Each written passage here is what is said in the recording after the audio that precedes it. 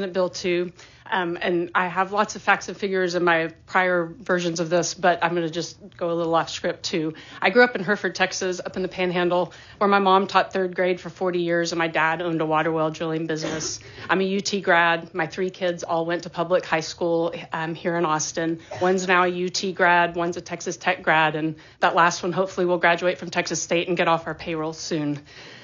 I don't want to give you my whole life story, but my worldview is kind of important. We're a public school family. We have been for generations in Texas. I got to think about public education, my family, supporting a community a lot on my drive to and from Hereford this past weekend. I drove over 1,000 miles round trip to get to my nephew's basketball game in Vega.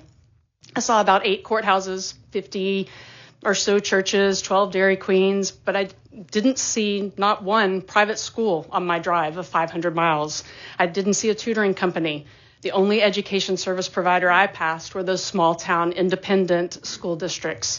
The thing I kept coming back to on my drive is that this isn't the Senate Bill 2, just really isn't the Texas that I grew up in. It doesn't reflect the small town values that I still hang on to living in the big city now.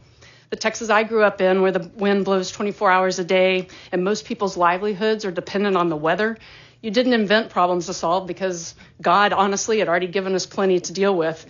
Senate Bill 2 is addressing a problem that was manufactured by billionaires instead of properly funding our public schools, those schools that haven't had a raise in over 6 years and educate 94% of our Texas children.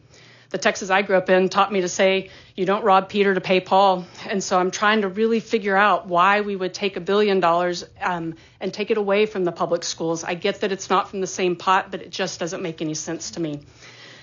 Basically, the Texas I grew up in wouldn't solve a manufactured problem with $1 billion. They'd fund our great public schools. Thank you. Thank you.